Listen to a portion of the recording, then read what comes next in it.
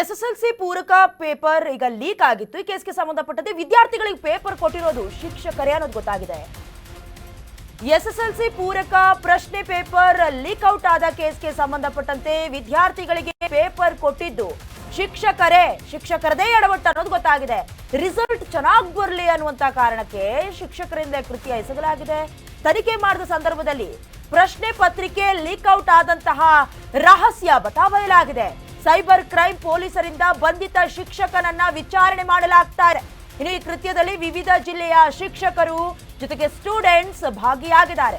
ಪ್ರಕರಣದ ಸಂಬಂಧ ಇಲ್ಲಿವರೆಗೂ ಸುಮಾರು 16 ಜನರ ವಿಚಾರಣೆಯಾಗಿದೆ. 6 ಮಂದಿ ಶಿಕ್ಷಕರು 10 ವಿದ್ಯಾರ್ಥಿಗಳ ತೀವ್ರ ವಿಚಾರಣೆ ನಡೆದಿದೆ. ಬೆಂಗಳೂರು, ಮೈಸೂರು ಹಾಗೆ ಉಡುಪಿ ಮೂಲದ ವಿದ್ಯಾರ್ಥಿಗಳನ್ನ ವಶಕ್ಕೆ ಪಡ್ಕೊಂಡು ಪೊಲೀಸರು ವಿಚಾರಣೆಯನ್ನ ನಡೆಸಿದ್ದಾರೆ. ಶಾಲೆಗೆ ಹೋಗಬೇಕು, ಪಾಠ ಕಲಿಬೇಕು, ಒಳ್ಳೊಳ್ಳೆ ಮಾರ್ಕ್ಸ್ ತಗೊಳ್ಬೇಕು ಅಂತ ವರ್ಷಾನುಗಟ್ಲೆ ರಾತ್ರಿ ಹಗಲು ಅನ್ನದೆ ಕಣ್ಣಿಗೆ ಎಣ್ಣೆ ಬಿಟ್ಕೊಂಡು ಪ್ರಿಪೇರ್ ಆಗಿರ್ತಾರೆ. ಅವ್ರಿಗೆಲ್ಲ ಮೋಸ ಆಗೋದಿಲ್ವಾ? ಕಾಮನ್ ಸೆನ್ಸ್ ಬೇಡವಾ ಟೀಚರ್ಸ್ಗೆ ಅಂತ ಬುದ್ಧಿ ಹೇಳಬೇಕಾದವ್ರಿಗೆ ಮಣ್ಣು ಮುಕ್ಕೋ ಕೆಲಸ ಮಾಡಿದ್ದಾರೆ. ನಮ್ಮ ಶಾಲೆಗೆ ಒಳ್ಳೆ ಹೆಸರು ಬರಬೇಕು ಅನ್ನುವಂಥ ಕಾರಣಕ್ಕೆ ಪೇಪರನ್ನು ಏನಕ್ಕೆ ಕೊಡಬೇಕು? ಪಾಠನೇ ಮಾಡಬೇಡಿ. ನೀವು ಲಾಸ್ಟ್ ಇಯರ್ಗೆ ಏನು ಇಯರ್ ಎಂಡಿಂಗ್ ಬರುತ್ತೆ ಆ್ಯನ್ಯುವಲ್ ಎಕ್ಸಾಮ್, ಆ ಪೇಪರ್ನ ಲೀಕ್ ಔಟ್ ಮಾಡಿಬಿಡಿ. ಕಷ್ಟಪಟ್ಟು ರಾತ್ರಿಯೆಲ್ಲ ಹಿಂಸೆ ಆಗುತ್ತೋ ಅಥವಾ ಇಷ್ಟ ಆಗುತ್ತೋ ಸೆಕೆಂಡ್ರಿ, ಬಟ್ ರಾತ್ರಿಗೆಲ್ಲ ಕುತ್ಕೊಂಡು ಓದಿರ್ತಾರಲ್ಲ ಅಂಥವ್ರಿಗಿದು ಒಂದು ರೀತಿ ಸಮಸ್ಯೆ ಆಗೋದಿಲ್ವಾ ಅಂತ ಈಗ ದೃಶ್ಯದಲ್ಲಿ ಗಮನಿಸ್ತಾ ಇದ್ರಲ್ಲ. ಈ ಪೇಪರನ್ನು ಕೊಟ್ಟು ಓದ್ಕೊಳ್ಳಿ, ಚೆನ್ನಾಗಿ ನೀವು ಪ್ರಿಪೇರ್ ಆದ್ರೆ ಸಾಕು, ನೀವು ರ್ಯಾಂಕ್ ಔಟ್ ಆದರೆ ಸಾಕು ಅಂತ ಚೆನ್ನಾಗಿ ಹುರಿದುಂಬಿಸಿರೋ ವಿಚಾರ ಗೊತ್ತಾಗಿದೆ. ಪೊಲೀಸರು ಕೂಡ ಸರಿಯಾಗಿ ಕ್ರಮವನ್ನು ತೆಗೆದುಕೊಂಡಿದ್ದಾರೆ. ಸುಮಾರು 6 ಮಂದಿ ಶಿಕ್ಷಕರು ಈ ಮಣ್ಣು ತಿನ್ನೋ ಕೆಲಸ ಮಾಡಿರೋದು. ಯಾವ ಕಾರಣಕ್ಕೆ?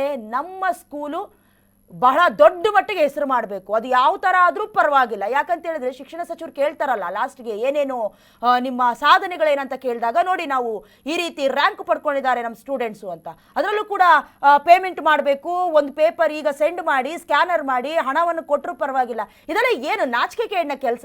ವಿದ್ಯಾರ್ಥಿಗಳ ಥರ ಇರಬೇಕು. ಅಲ್ಲಿ ಹೋಗ್ಬಿಟ್ಟು ಕಿತಾಪತಿ ಮಾಡೋದು ಅಥವಾ ಈಗಲಿಂದಲೇ ದೋಖಾಗಳನ್ನ ಕಲಿಯೋದು ಎಷ್ಟರ ಮಟ್ಟಿಗೆ ಸರಿ ಅನ್ನುವಂಥ ಪ್ರಶ್ನೆಗಳು, ಜೊತೆಗೆ ಬಹಳ ದೊಡ್ಡ ಮಟ್ಟಿಗೆ ಚರ್ಚೆ ಆಗಬೇಕು ಅನ್ನೋದು ಕೂಡ ಕೃತ್ಯದಲ್ಲಿ ವಿವಿಧ ಜಿಲ್ಲೆಯ ಶಿಕ್ಷಕರು ಭಾಗಿಯಾಗಿರೋದು ಕೂಡ ಗಮನ ಸೆಳೀತಾ ಇದೆ. ಸರ್ಕಾರದ ಅನುದಾನದ ಶಾಲೆ ಶಿಕ್ಷಕರಿಂದ ಪೇಪರ್ ಲೀಕ್ ಔಟ್ ಆಗಿರೋದು, ತಮ್ಮ ವಿದ್ಯಾರ್ಥಿಗಳಿಂದಲೇ ಪೂರಕ ಪ್ರಶ್ನೆ ಪತ್ರಿಕೆ ಶೇರಿಂಗ್ ಆಗಿದೆ. 10ಕ್ಕೂ ಹೆಚ್ಚು ವಿದ್ಯಾರ್ಥಿಗಳ ಅಕೌಂಟ್ಗೆ ಹಣ ಬಂದಿದೆ. ಸ್ಟೂಡೆಂಟ್ಸ್ ಅಕೌಂಟ್ ಪರಿಶೀಲನೆಯ ವೇಳೆ ಹಣ ಬಂದಿರೋದು ಪತ್ತೆಯಾಗಿದೆ. 200 ರೂಪಾಯಿ, 500 ರೂಪಾಯಿ, ಇದಕ್ಕೆಲ್ಲ ಪ್ರಶ್ನೆ ಪತ್ರಿಕೆಯನ್ನ ಸ್ಟೂಡೆಂಟ್ ಶೇರ್ ಮಾಡಿಬಿಟ್ಟಿದ್ದಾರೆ. 2,000 ರೂಪಾಯಿ, 2,500 ರೂಪಾಯಿ, ಜೊತೆಗೆ 3,000 ರೂಪಾಯಿ ಹಣವನ್ನ ವಿದ್ಯಾರ್ಥಿಗಳ ಅಕೌಂಟ್ಗೆ ಬಂದಿರೋದು ಗೊತ್ತಾಗಿದೆ. ಖಾಸಗಿ ಗ್ರೂಪ್ ಕ್ರಿಯೇಟ್ ಮಾಡಿಕೊಂಡು ಪ್ರಶ್ನೆ ಪತ್ರಿಕೆಯನ್ನ ಲೀಕ್ ಔಟ್ ಮಾಡಿರೋದು. ಎಲ್ಲ ಗ್ರೂಪ್ಗಳ ಬಗ್ಗೆ ಈಗಾಗಲೇ ಪೊಲೀಸರು ಮಾಹಿತಿಯನ್ನ ಕಲೆ ಹಾಕಿದ್ದಾರೆ. ಕಾನೂನು ಪ್ರಕಾರ ಏನ್ ಕ್ರಮ ಆಗಬೇಕು ಅದಕ್ಕೆ ಖಾಕಿ ಪಡೆ ನಿರ್ಧಾರ ಮಾಡ್ತಾರೆ. ಕೇವಲ ಜಸ್ಟ್ ಒಂದೇ ಒಂದು ಕಾಪಿ ಚಿಟ್ಟೋ ಅಥವಾ ಕದ್ದು ಮುಚ್ಚು ಬರ್ಕೊಂಡ್ಬಿಟ್ರೆ ಡಿಬಾರ್ ಮಾಡ್ತಾರೆ. 2-3 ವರ್ಷ ಎಕ್ಸಾಮ್ಸ್ಗೆ ಕೂರಿಸೋದಿಲ್ಲ. ಈ ಮಾಡಿರೋ ಗನಂದಾರಿ ಕೆಲಸಕ್ಕೆ ಏನ್ ಹೇಳ್ತೀರಾ? ಸೂಕ್ತ ಕ್ರಮ ತೆಗೆದುಕೊಳ್ತೀವಿ ಅಂತೀರಾ. ಹಣ ಈಗ ಏನು ಟ್ರಾನ್ಸಾಕ್ಷನ್ ಆಗಿದೆ ಸೇಮ್ ಆಸ್ ಇಟ್ ಇಸ್ ನಿಮಗೂ ಕೊಡ್ತಾರೆ, ಕೇಸ್ ಕ್ಲೋಸ್ ಮಾಡ್ತೀರಾ. ಅದಕ್ಕೆ ಸಂಬಂಧಪಟ್ಟಂತೆ 2,000 ಹಾಕ್ಸ್ಕೊಂಡಿದ್ದಾರೆ, 3,000 ಹಾಕ್ಸ್ಕೊಂಡಿದ್ದಾರೆ ಅಂದ್ರೆ ಇವರೇನು ವಿದ್ಯಾರ್ಥಿಗಳ ಎಲ್ಲವೂ ಪೇಪರ್ಗಳನ್ನ ಡೀಲಿಂಗ್ ಮಾಡ್ತಾರೆ ಅಂತ ಹೇಳಿದ್ರೆ ಅವರ ಪ್ರಬುದ್ಧತೆಗೆ ಎಷ್ಟಿದೆ ನೋಡಿ. ಕುತ್ಕೊಂಡು ಓದ್ಕೊಳ್ಳೋಕಂತೂ ಆಗೋದಿಲ್ಲ.